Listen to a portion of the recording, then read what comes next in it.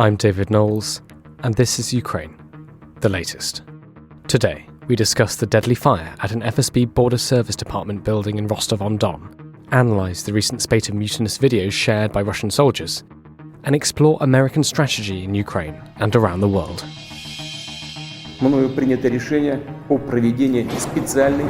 This hideous and barbaric venture of Vladimir Putin must end in failure. We need a military strategy for Ukraine to gain a decisive advantage on the battlefield, to win the war. Nobody's going to break us. We're strong. We're Ukrainians. Every weekday afternoon, we sit down with leading journalists from the Telegraph's London newsroom and our teams reporting on the ground to bring you the latest news and analysis on the war in Ukraine. It's Thursday, the 16th of March, 1 year and 20 days since the full-scale invasion began. And today I'm joined by our associate editor Dominic Nichols, our assistant comment editor Francis Donnelly, our Russia correspondent Natalia Vasilyeva, and our guest is Giselle Donnelly, a senior fellow in defence and national security at the American Enterprise Institute. I started by asking Dom for the latest updates from the war. Well, hi David, and hi everybody. So let's start in Russia. So the city of Rostov-on-Don, it's near the Ukrainian border, about 50 k's over the border, 100 k's-ish due east of Mariupol.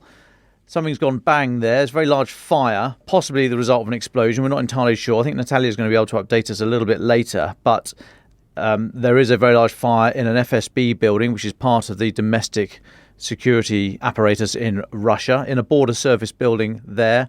The reports of dead and injured. We don't know what this is, so there's no point speculating, except to put it in the context of other mysterious fires, explosions that have taken place in Russia and elsewhere that we think are part of either partisan activity, local uprising, or possibly, unlikely, possibly a cross-border operation from Ukraine. But we don't know that bit. What we do know, it's on our website at the moment. Have a look at that. It's on social media. You'll see a very large fire in the border service building, part of the FSB in Rostov-on-Don. Second, let's go to Poland now. So the domestic Polish security agencies have dismantled what they say is a Russian spy ring that have been placing hidden cameras on railway routes.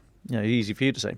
Railway lines. Polish counterintelligence apparently arrested 6 people. So the defence minister said he's speaking today. 6 foreigners working for the Russian Secret Service, allegedly preparing acts of sabotage in Poland, arrested after hidden cameras were found placed on the railway lines and junctions in the area to the southeast of the country, around the this is according to Polish radio station RMF. Dozens of devices were installed which were transmitting data, mainly in the southeast of the country, near the Rezhov airfield, which is one of the main points of importing foreign military hardware before it's transferred onwards into Ukraine. So we know there's been this huge unseen war in Eastern Europe, Poland especially, as Russia, most likely the GRU, are looking for the routes into the country, into Ukraine, that the Western donated kit is going to transit, and they would then try to identify those routes, pass it on to their people inside Ukraine for subsequent targeting. So we know that there's a huge counterintelligence operation to try and find these people, and that looks like what this is part of. Still staying in Poland, just finally before I take a break, Polish President Andrzej Duda, he's been speaking today, and he said that the first batch of MiG-29s are going to be in Ukraine soon. He says Poland will send 4 MiG-29s with others to follow. The first 4 will be sent very soon. We will talk other updates a bit later. Thank you very much, Dom. Natalia, can I come to you just quickly? Is there any more context or information you can add on this breaking story, this developing story of this fire in Rostov-on-Don? Hi, everyone. Yes, sure. Initially, the governor of Rostov, when he's in his first statement since the fire, said that early reports indicate that at first there was a fire which was caused by faulty electric wiring, as he explained it, which somehow the fire affected the fire was nearby a fuel tank, and apparently there was a fuel tank on the premises that caught fire and exploded. Now we're beginning to see first social media videos which could shed the light on this theory or on suggestions that it might have been another act of Ukrainian sabotage. There was a good social media I found posted by the Russian media outlet Baza, which was shot by a man who lives in a building just across the road. So he's filming from pretty high up. Apparently he lives in a high-story building, unlike the FSB building, which is just 2 stories high. And you can see the building smoldering. You can see just a bit of white smoke coming from the building. And the man says that he had heard the explosion. The explosion was very powerful. You can see that there are basically no windows, not a single glass in the window frames left. You can see piles of brick and wood lying on the side of the building, and that looks very different from later footage that we see of pitch black smoke towering from the building. So it looks like whatever happened, it happened inside that building. And again, I'm not familiar with a typical master plan or blueprint of how you build a border guard's office, but it looks like the explosions definitely happened inside a building, which makes one very skeptical about the claim that somehow it was caused by an explosion of a fuel tank, because I don't know, why would you put a fuel tank inside a building? So that's my take on it. Thank you very much for that, Natalia, and it sounds as if we're going to be coming back to this in the days to come as we try and work out what exactly happened. But thank you, Dom and Natalia. Dom, can I come back to you? We've been speaking a lot this week over the incident in the Black Sea between Russian jets and an American drone. There's been a few updates there. Can you talk us through them? Yeah, so first of all, John Kirby, the US national security spokesman, he said that the US military have, quote, well, they took steps, they have taken steps to protect the information and minimise any effort by anybody else to exploit the drone for useful content, unquote. That was backed up by General Mark Milley, who's the chairman of the Joint Chiefs of Staff, the senior military officer in the US system. He said the drone has probably sunk to between 4,000 and 5,000 feet below the Black Sea. He says it probably broke up and said, quote, there's probably not a lot to recover.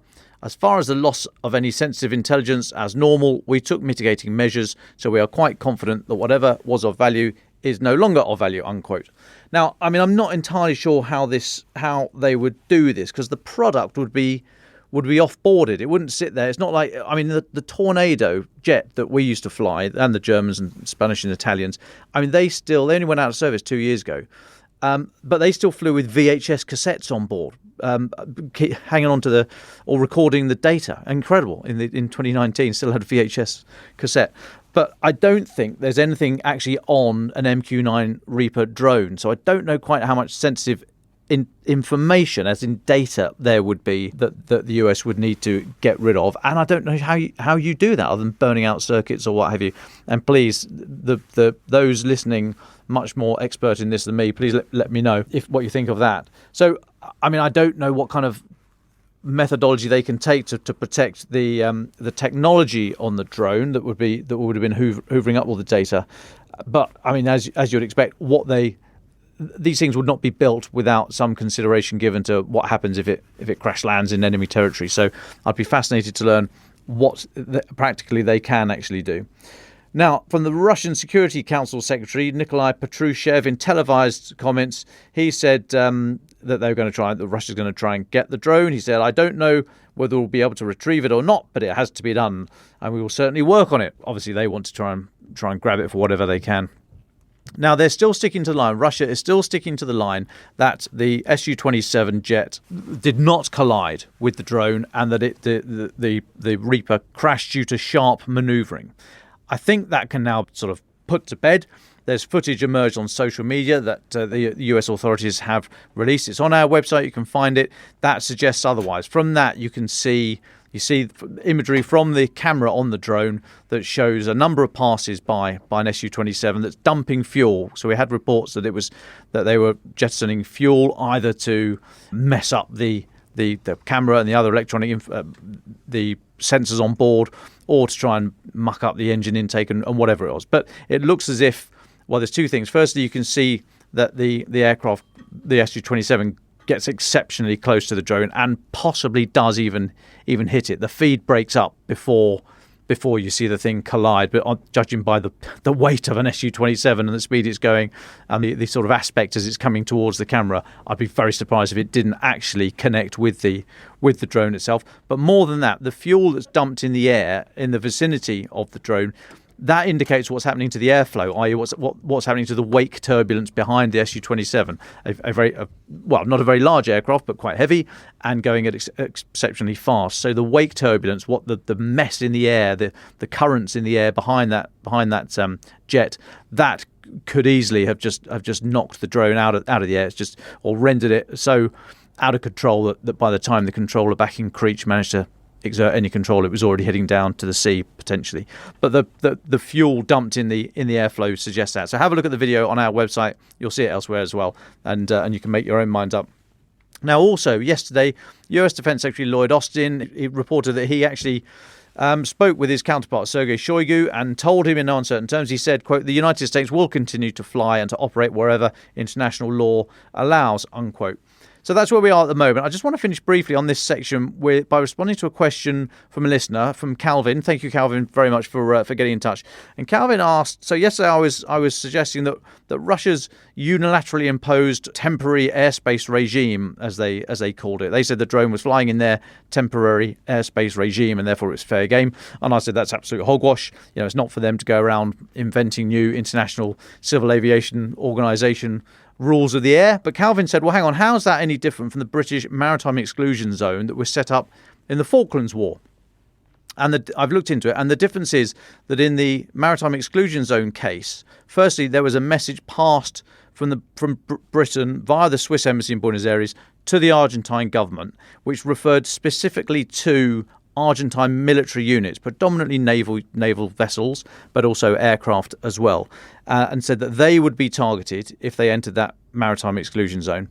And the British claimed that, or put that out under the right of self-defence cited by Article 51 of the United Nations Charter. So they were basing it in law, and they were very specific that it was Argentine military vessels, as in a country with whom Britain was in armed conflict.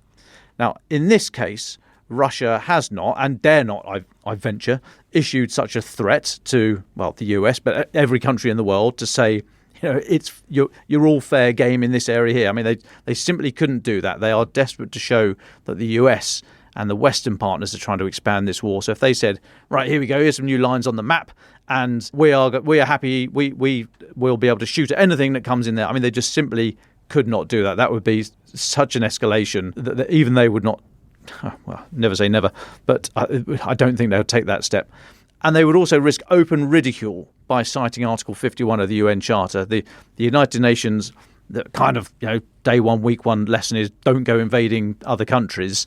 They've absolutely ridden roughshod over that. So if they start trying to claim their rights to take action under various articles in the UN Charter, it would just be laughed at internationally. So I don't think Russia will go anywhere near trying to lay any legal basis for this claim that there's some new bit of airspace that only they're allowed into. And I think there is a very specific legal difference between what they're trying to say over the Black Sea and what the British did in the Falklands. But Calvin, thanks so much for your question.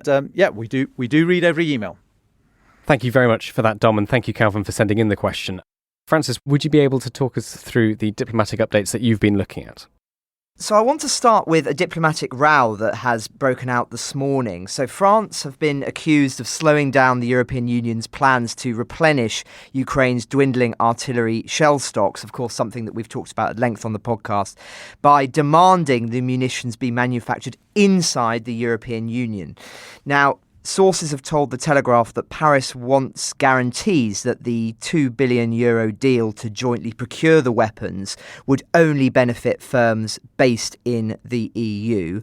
Now, this comes off the back of considerable talks over this new scheme to purchase 1 million artillery shells to bolster supplies to Kyiv and fill depleted national armories. Under the current scheme, member states would be given cash incentives to centralise and coordinate procurement among themselves in the hope of placing orders large enough to convince arms manufacturers to ramp up productions. But French officials are arguing that only defence firms based in the EU should be allowed to access those lucrative new contacts. And Critics of the French are saying that this warns, a warning that this will slow down support for Ukraine because the production capacity would be readily available outside of the bloc, and that this could be done more quickly. And obviously time is very much of the essence. And one EU diplomat has said that many member states presented different opinions, that in France, it's a very diplomatic way of putting it, if we want to act immediately, which is necessary, allowing non-EU companies into the scheme is very, very important. Now, what's interesting is that since Germany have also waded in here, but specifically the German Chancellor Olaf Scholz, who has pledged quicker EU action, he said it's very important that we quickly supply Ukraine with the necessary munitions. He said member states would pass measures to ensure even better continuous supplies. And most importantly, we are prepared to open up procurement projects to other member states as well. But I think there's just a slight hint within what he was saying there that there's a bit of a tension with what the France perspective is. And I do wonder whether we're seeing some of that spill over. So I suspect there'll be some developments in that space in the coming days. Now, just in other sort of diplomatic political news, President Zelensky has posted a note on Telegram today to commemorate a year since the Mariupol theatre bombing, and I'll read in full what he says. A year ago, Russia deliberately and brutally dropped a powerful bomb on the drama theatre in Mariupol. Next to the building was the inscription "Children," which was impossible to overlook. Hundreds of people were hiding from the shelling there. Step by step, we are moving towards ensuring that the terrorist state is fully held to account for what has been done to our country and our people. And I would just point listeners to a piece we've republished today from Morten Risberg, who sent a dispatch from Mariupol several months ago, where he visited, and this is the title of the article, Russia, the site of Russia's worst war crime. Now, he was allowed access to the city in order for them essentially to advertise the reconstruction efforts that are taking place there. And I believe we spoke about this piece at the time, but it really underlines this piece, just quite how horrific what occurred in Mariupol is and continues to be. Over 600 people were killed in that theatre bombing, and the civilian suffering is extreme. He even visits in the article the enormous, one of the biggest in Europe, I believe, cemeteries that have been built as a consequence of the battle for Mariupol. Close to 4,000 graves in the location back in December, but there may be as many as 10,000 or more as we now obviously enter the new year. So I would recommend listeners read that piece. It's a very moving one and insightful also, as I say, as to what Russia are actually doing in Mariupol in an attempt to win the population around there, which particularly includes investing in technology and building reconstruction efforts in an attempt to solidify their own position there. And so just finally as well, I was quite interested in Putin's remarks today, urging Russian billionaires and the business elite to invest in new technology, production facilities and enterprises to help Russia overcome what he says are Western attempts to destroy its economy. He's having a serious meeting with numerous Russian billionaires, those that are still in the country. And of course, there are many who've had to go back to Russia as a consequence of the sanction program conducted by the West. And he says that so far, Russia has defied attempts of the West to effectively destroy the Russian economy with its sanction program. But he's now eagerly trying to encourage billionaires to invest in the Russian state. Again, revealing, I think if all was dandy with the Russian economy, he wouldn't necessarily need to be talking about this and trying to persuade them to invest. So I think that's revealing in and of itself. But nonetheless, an interesting one to try and put forward this brave face in what seems to be an increasingly economically challenging picture for Russia. But I'm sure Natalia has a few thoughts on that as well. So I hand over to her, David. Absolutely. Thank you very much, Francis. Natalia Vasilieva, it's really good to have you back on. There's a number of stories we'd like to hear your thoughts on. I mean, you've been looking at mobilization and morale issues with Russian troops, repression in Belarus, Russian plans in Moldova. Before we get on to those, is there anything you'd like to add to what Francis and Dom have said? Yeah, probably on the last point about the tycoons and so-called oligarchs who gathered this morning. Obviously, it's quite a Faustian deal that they strike. A lot of those people who were in the meeting are eagle-eyed. Reporters have already seen a couple of people there, including German Hahn and Dmitry Mazepin, who are contesting European sanctions in court while meeting Vladimir Putin. Maybe it doesn't sound like the most logical thing to do, but it was several of them who are trying to get sort of back on international markets, getting their assets unfrozen, at the same time shaking hands with Vladimir Putin. That's quite bizarre, but again, for the context, all those people have giant business empires. They have lost a lot already. A lot of them have lost access to some of the international markets, but the fortunes they've made are so enormous that we're talking about. I think the best recent figure I've seen is that the capitalization lost by the 12 months of war is something like 20% of what those empires are worth. They didn't lose 50-60% of their money, and they still lost. So of course they're going to cling on to it, and they're going to try as hard to see how they can survive in Putin's Russia. Thanks very much for that extra context, Natalia. It's hugely appreciated. Can we start with your work and your research on the sort of morale and mobilization issues in the Russian army? I mean, you've been looking at a number of videos and appeals coming from troops that don't want to fight, it seems. What have you found? Yeah, it really jumped out at me, and those videos just started to pile up a couple of weeks ago. That was happening around the same time that we were hearing Ukrainian generals and Ukrainian soldiers talking about the so-called human wave attack, which is when, say, the Ukrainian army is defending a certain position. At some point, they get targeted with artillery, and then a huge number of soldiers are just thrown into a blind assault without any support, and on essentially a suicide mission. And the Ukrainian troops have been telling us that they were overwhelmed by that. That tactic does allow certain territorial gains, and Russians have been advancing somehow, not as much as they have hoped, but it has been helping a lot. So I wanted to look on the other side of those human waves attacks, like to see what's happening from the Russian side. What I found a lot of videos apparently filmed by men who were about to become key players in those human wave attacks. And apparently a lot of them have been thrown in those blind assaults before. And we have seen them confronting their commanders and speaking quite plainly about it, that they didn't want to be used as cannon fodder, as meat, as they called it. And there was a couple of astonishing videos in which the soldiers said that, they would rather find a taxi, hitch a ride, and go home than keep on fighting. Again, I'm putting aside the issue of values, morals, and what they were doing there in the first place. I mean, let's not talk about it here. But obviously, it shows that a lot of them who were willing to serve for whatever reasons, they said that they were freshly mobilized, they were former civilians, they had no... One interesting thing that also surfaced in my research there is the fact that a lot of those mobilized men, they are from Russia. Necessary experience, obviously, had no appetite for a suicide mission, and they said, we would be happy there patrolling the area. And they have been used widely throughout the Eastern Ukrainian front by the commanders who, until a year ago, were Russia-supported separatists from Donetsk and Luhansk. And apparently there is now quite a bit of friction, and local guys from Donetsk, to them, those newcomers, to those Russian arrivals, they feel like strangers, and apparently the Donetsk commanders feel that those soldiers are expendable, and they would rather use up them for those suicide missions than the local guys. The experts that I speak to, people who've really done quite an astounding job going through scouring social media and verifying those videos, they told me that we're seeing a lot of those videos, but, if you ask me, is this a beginning of an end of the Russian army? Is Russian army getting mutinous?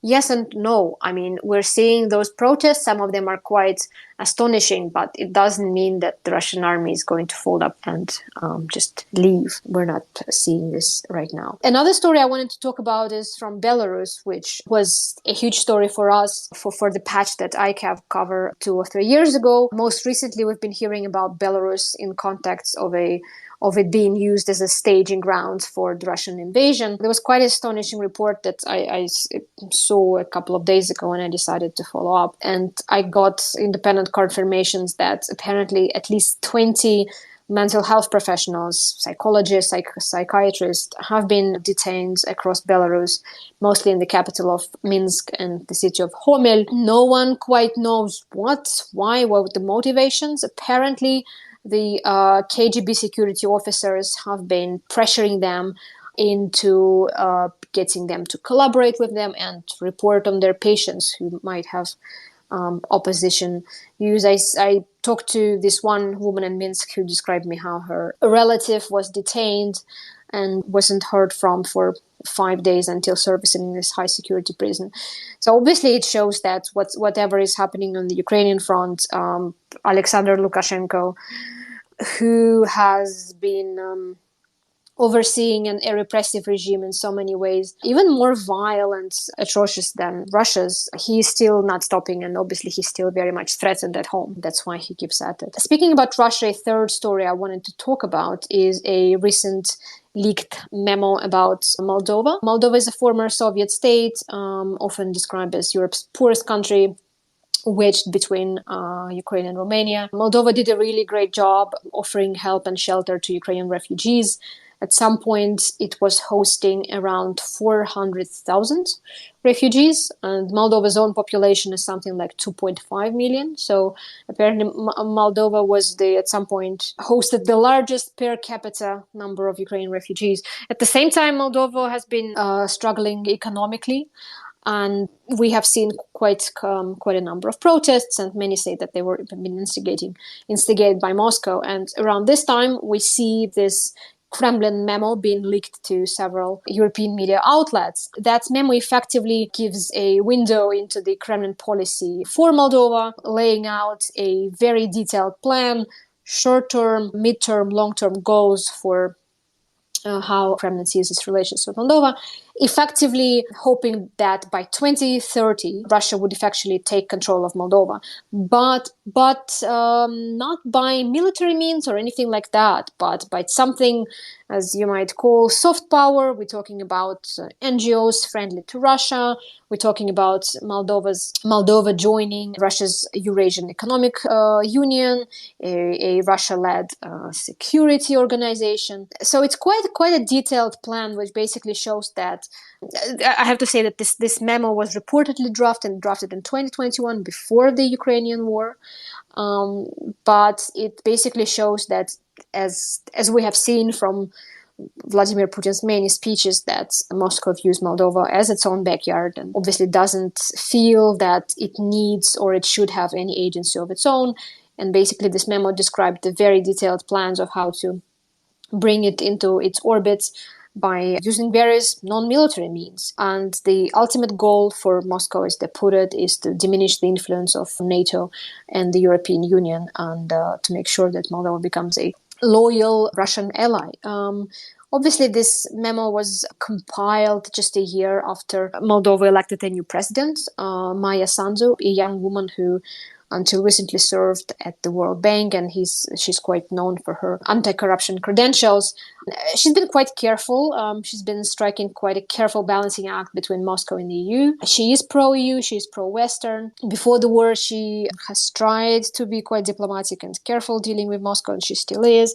But quite an ominous sign, just a month ago, she went public about what she described as Russia's plans to stage a coup in Moldova, including hostage-taking, including blowing up governmental buildings, something like that.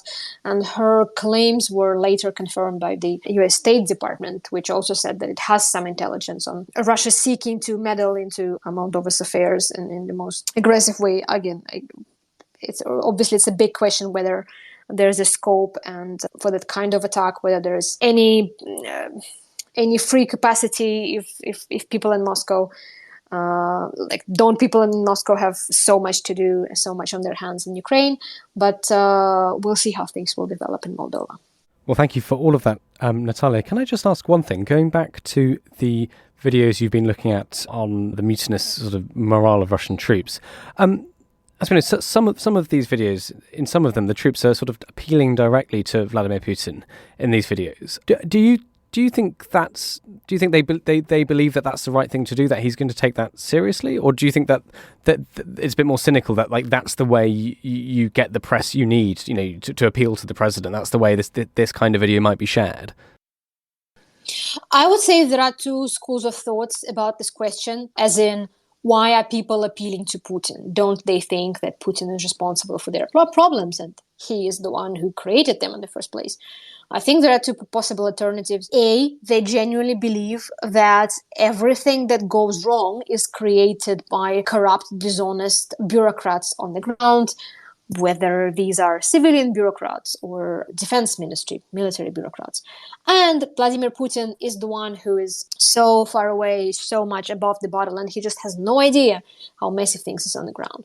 I would also say that my bet is that for those men, by the way of appealing to Vladimir Putin, they're also making themselves a little bit safer and secure, because they're effectively saying, we're not against the war. We're not questioning your decision to invade. We're showing you respect by addressing you, and we just want to deal with our problems. And that's why we're trying to address you directly as the ultimate arbiter, so to speak. That's really interesting. Thank you, Natalia. Just one more quick question from me. I mean, you said that looking at these videos, it's not necessarily clear yet whether this means that a collapse of the Russian army is imminent. What If it was, what might you expect to see? Just more of this sort of thing, or would there be other cracks in the edifice that you'd be looking for? What might it look like in the weeks before the Russian army might crumble in the field? I mean, I'm asking that because I know every single time you see one of these videos, you'll see people posting on social media saying, look, more evidence that the Russian army can't,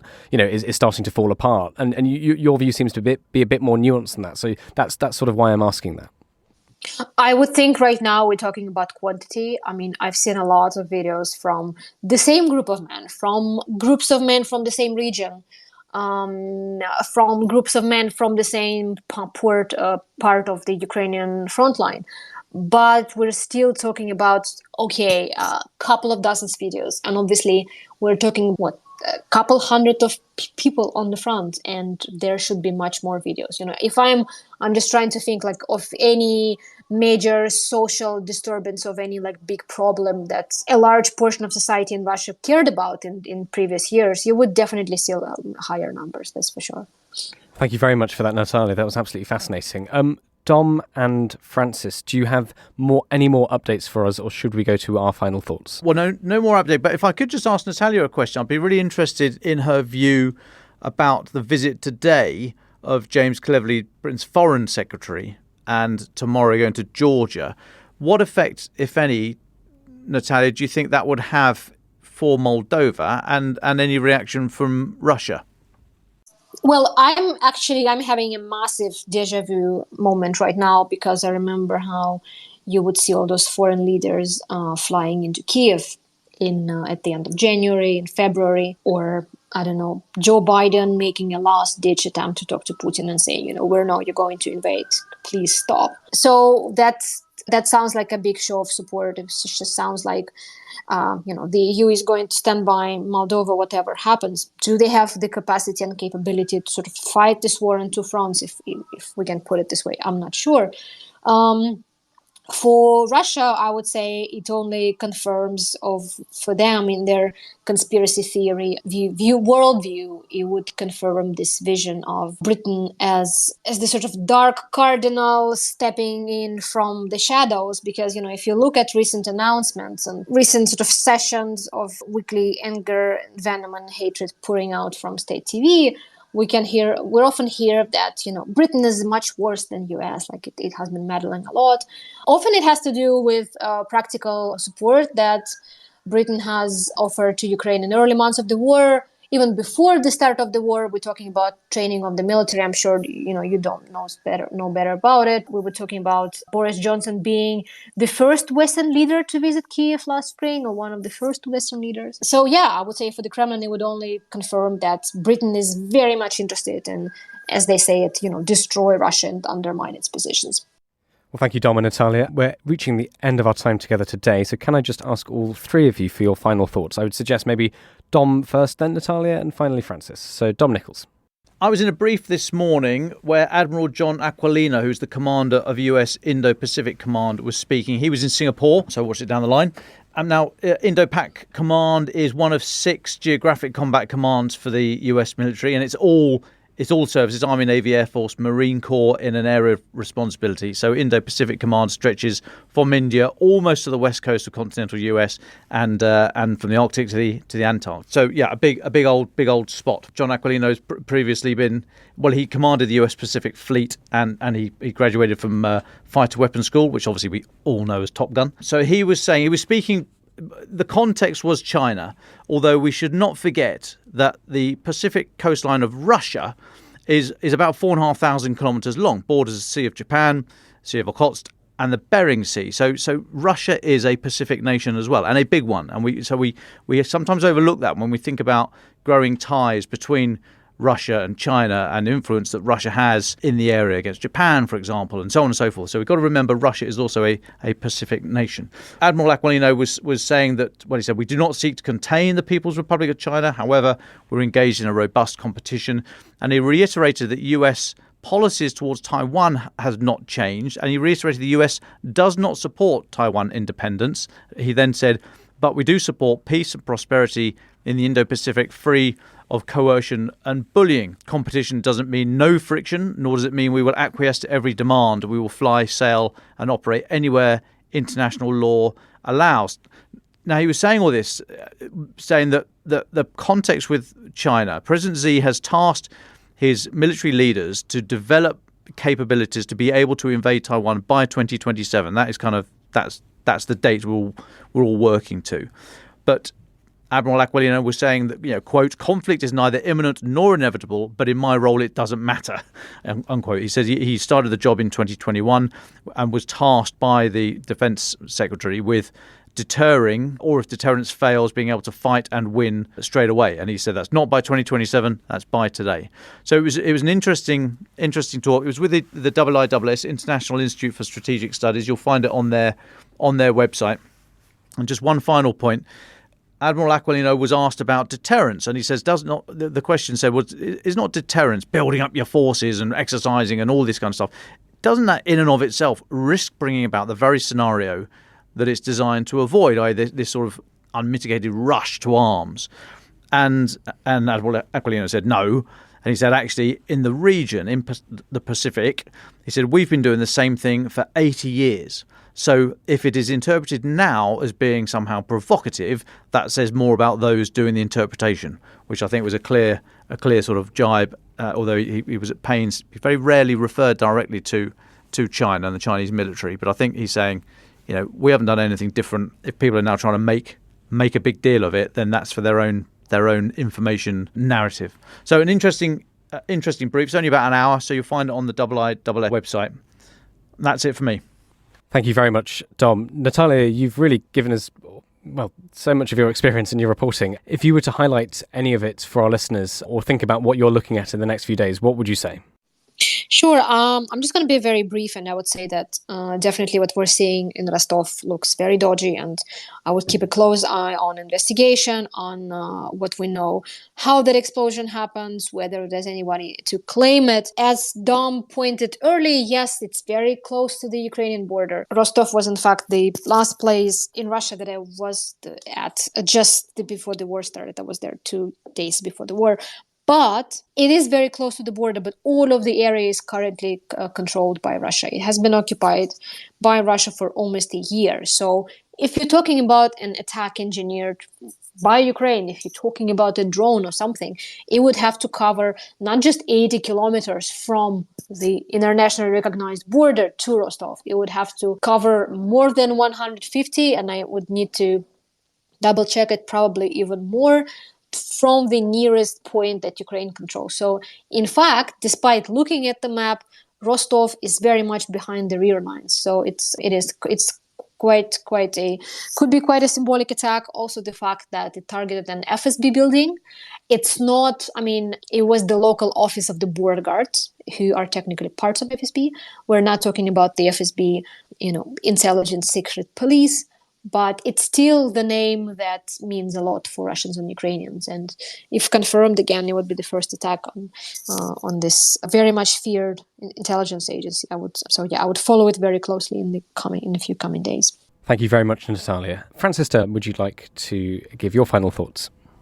Well, thanks, David. I wanted to point listeners to an interesting piece on the BBC News website by Quentin Somerville, one of their foreign correspondents. And he has spent time in Bakhmut alongside 2 Ukrainian army brigades defending the city's southern flank. And there's some very interesting conversations that take place there, but also some very interesting descriptions of the state of play on the ground. He underlines also a point which is remarkable when you see it in writing, which is, of course, this is not only the longest battle of the war, but it's been going on for 7 months now, which, as I say, just sort of struck me reading that in black and white, because, of course, I remember when we were first reporting on it. But in terms of the descriptions, it's, as I say, incredibly vivid. He talks about just the situation of how thick with mud it is, how challenging it is to traverse things there, and of course that comes as no surprise given what we've been reporting on it in recent weeks. He talks about the villages around here are in a ruin. Handwritten signs on gates, mostly in Russian, announce people live here, a plea as much as it is a statement.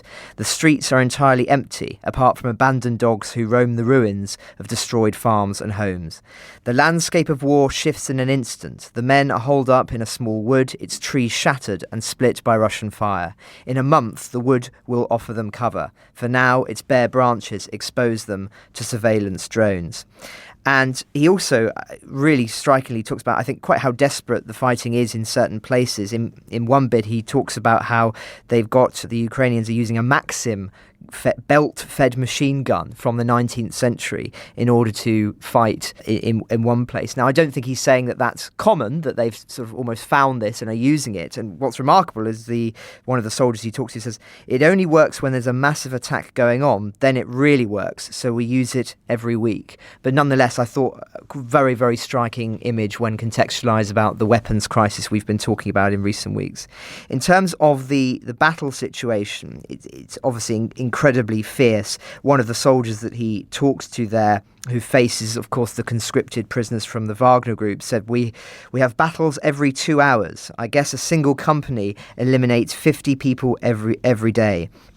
Then Mr. Somerville says, in case of any doubt, he points out these numbers were confirmed by aerial reconnaissance. Then the quote goes on, the Russian vehicle arrives, 50 bodies come out, a day passes, 50 bodies come out again. And then he goes on to say that his own Ukrainian company lost a fraction of that number. But nonetheless, it is worth saying, and Mr. Somerville talks about this in the piece, that Ukrainian casualties are, of course, also extremely high. And whilst the numbers are not possible to say, Russia have said that they've killed more than 220 Ukrainian service members in a 24-hour period in the battle for Bakhmut. So it paints a very interesting, I think, picture and quite a sobering one with regard to the reality, if it was ever in doubt, in Bakhmut. And one of the soldiers even talks about how the Wagner convict army, and this is the quote, I'll be honest, it's genius. Cruel, immoral, but effective tactics. It worked out, and it's still working here in Bakhmut. And he just ends, I think, with another interesting reflection. He says, from one of the soldiers, which is, he says, I wonder myself if we should keep defending Bakhmut. On the one hand, what's happening here now is awful. There are no words to describe it. But the alternative is we give up Bakhmut and move to another settlement. What's the difference between defending Bakhmut or any other village? And I think that underlines another tragedy of this place, which is, in and of itself, it's arguably of negligible strategic value. It's not a great civic centre to be defended because of its strategic military significance. It's not a Vicksburg or a Stalingrad, the latter of which, of course, is often talked about in the context of these kind of attritional values. But Stalingrad did wield strategic significance in and of itself due to its importance as the civic centre and it blocking the pathway to the Caucasus and its oil fields. This is more of an example of where two armies have just happened to clash somewhere. And in that sense, the First World War comparisons are more appropriate, I think. And, of course, the horrific style of trench warfare that we've seen there. But as I say, regardless, it's just a surreal feeling to me to know that we're witnessing a battle in real time that will go down in the annals of modern military history. I remember, as I say, when we were first talking about the name of Bakhmut and we had to search it on a map, and now its name conjures images and ideas of great suffering and significance. And who knows, David, perhaps we'll be talking about it as a turning point in the war one day. But for who, I still think it's too early to say.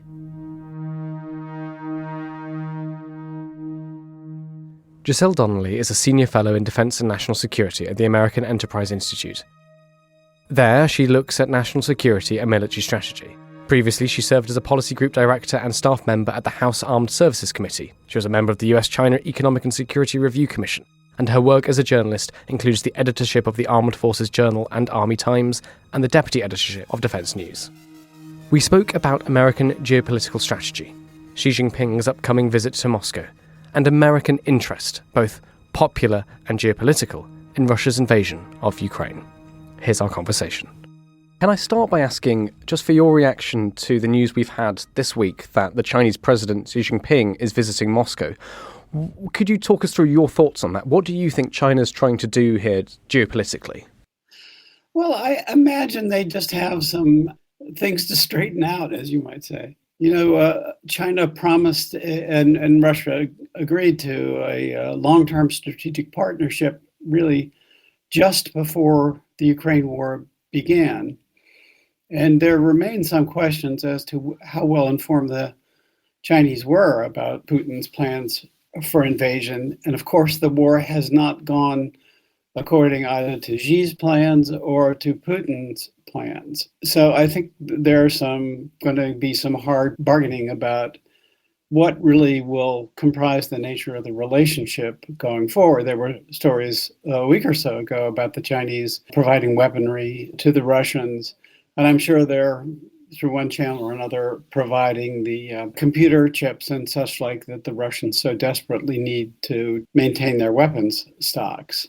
Trying to put ourselves in their minds, they're probably overdue for a face-to-face consultation to try to figure out where they stand and how closely aligned they want to be going forward. The Chinese, the other sort of issue that's bound to come up is the question of nuclear threats, which is the one thing particularly that makes the Chinese nervous when the Russians start waving that nuclear saber around. Neither of them is in a great position vis-a-vis the Ukraine war, and I don't really have any idea what, if anything, that we know about comes out of. The Chinese could reach an in for a penny, in for a pound kind of conclusion.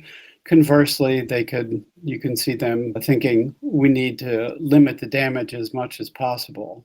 Could I ask, this is connected, but we've seen over the last year the Russian influence waxing and waning in the Central Asian states. And I wanted to get your thoughts just on the relationship with China. Do you think that Russia's difficulties and failures in this invasion have made it much more of a junior partner to the geopolitical power of China? Oh, very much so. It was de facto that way at the start of the war. But I think it's very much more so now. And you mentioned Central Asia in particular. It's remarkable to see how much distance, say, the Kazakhs have put between themselves and the Russians, which also opens those states to greater Chinese influence, or certainly will tempt the Chinese to try to take a larger role in Central Asia, which is, an area of great geopolitical interest to them. So the sort of relationship between Moscow and Beijing was already defined as at best, big brother, little brother relationship, but the disparity has surely grown over the past year. Can I ask, just staying with one more question on China, we know that the US backs Ukraine, has been sending support and weapons. China has attempted to try and walk a bit more of a neutral line, a middle line, not trying to endorse either side. Do you think China geopolitically sees a sort of an opening here to be the neutral superpower that's trying to come in and sort this mess out, if you will? Well, also China has made headlines in the last week for trying to patch up the relationship between Saudi Arabia and Iran. So, yeah, I think generally speaking, appearing to be the mediating power, really almost as much as is possible, and wherever opportunities may crop up, is part of Beijing's grand strategy, if you will. I do believe it's that,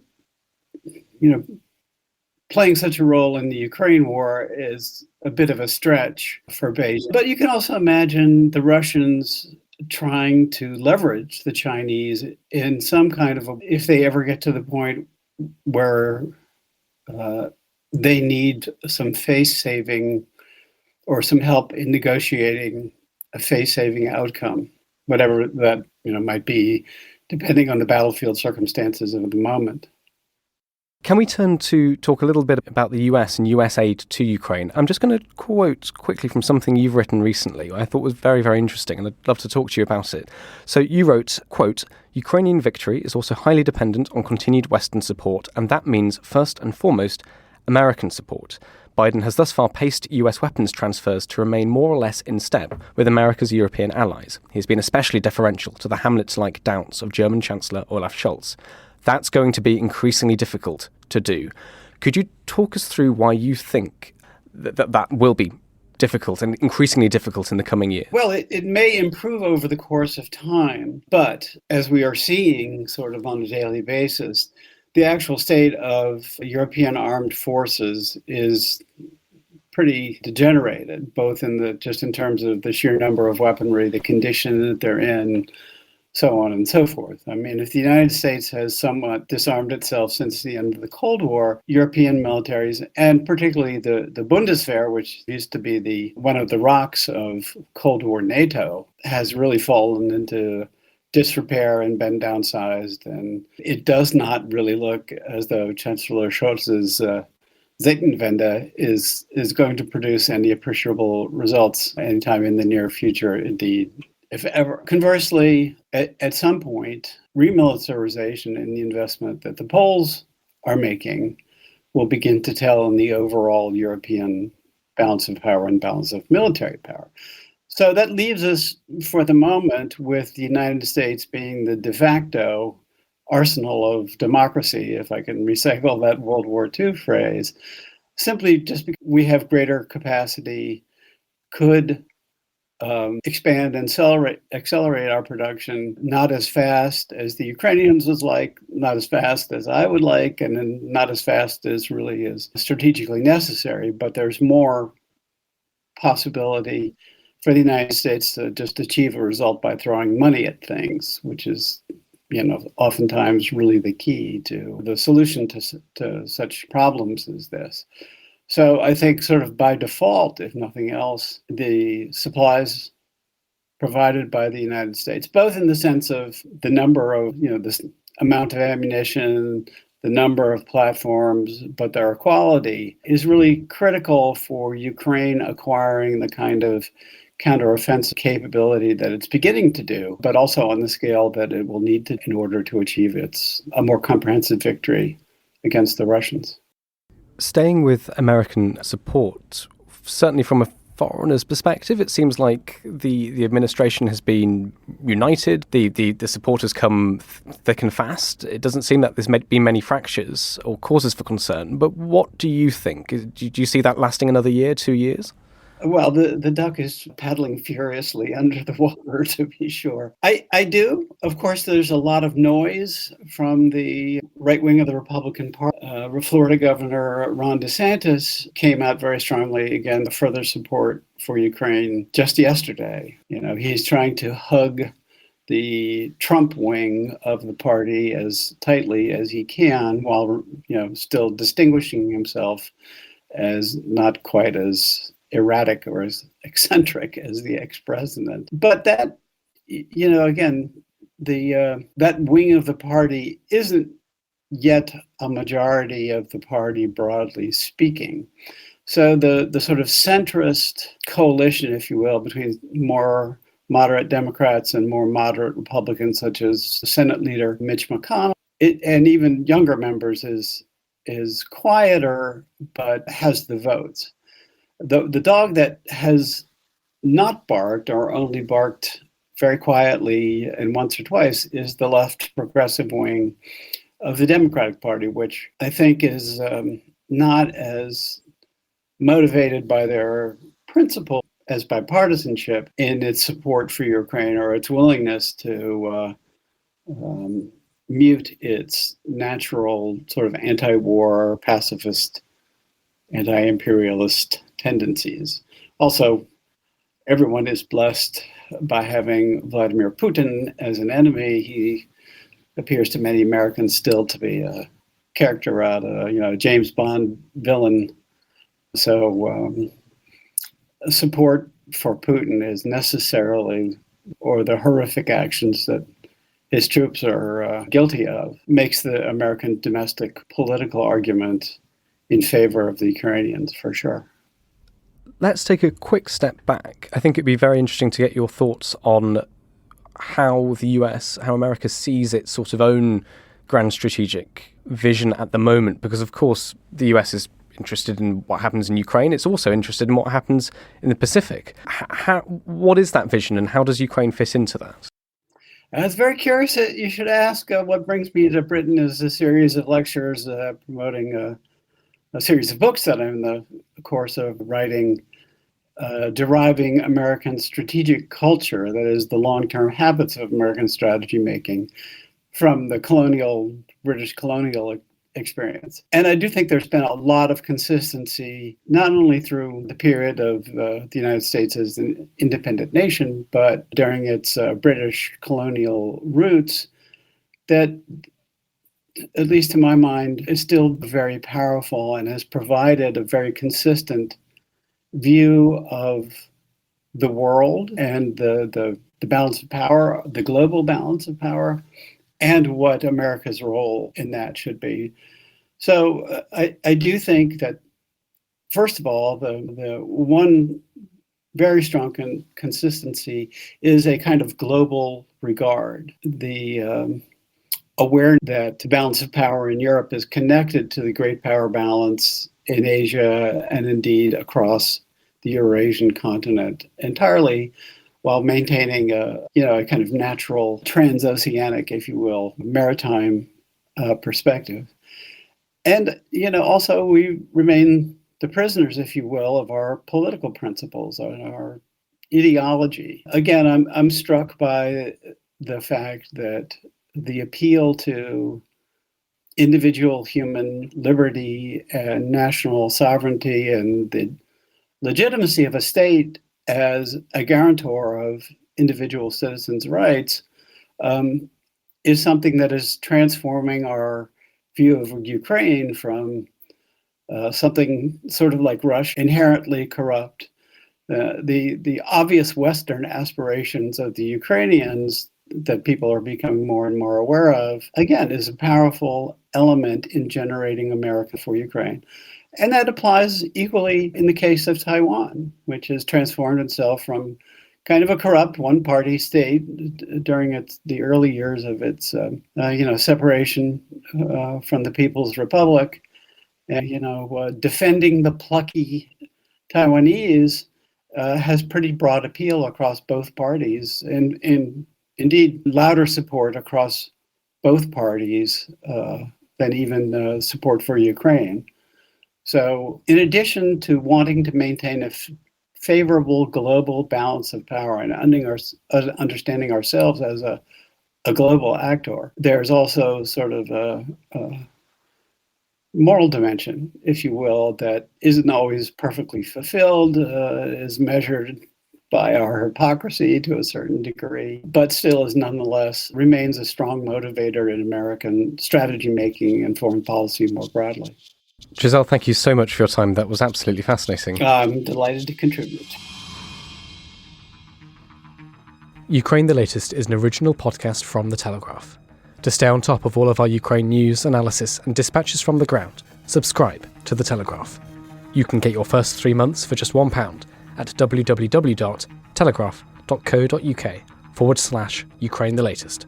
Or sign up to Dispatches, our Ukraine newsletter, which brings stories from our award-winning foreign correspondents straight to your inbox. We also have a Ukraine live blog on our website where you can follow updates as they come in throughout the day, including insights from regular contributors to this podcast. You can listen to this conversation live at 1 p.m. each weekday on Twitter Spaces. Follow The Telegraph on Twitter so you don't miss it. To our listeners on YouTube, please note that due to issues beyond our control, there is sometimes a delay between broadcast and upload. So if you want to hear Ukraine the Latest as soon as it is released, do refer to podcast apps. If you enjoyed this podcast, please consider following Ukraine the Latest on your preferred podcast app. And if you have a moment, leave a review, as it helps others find the show.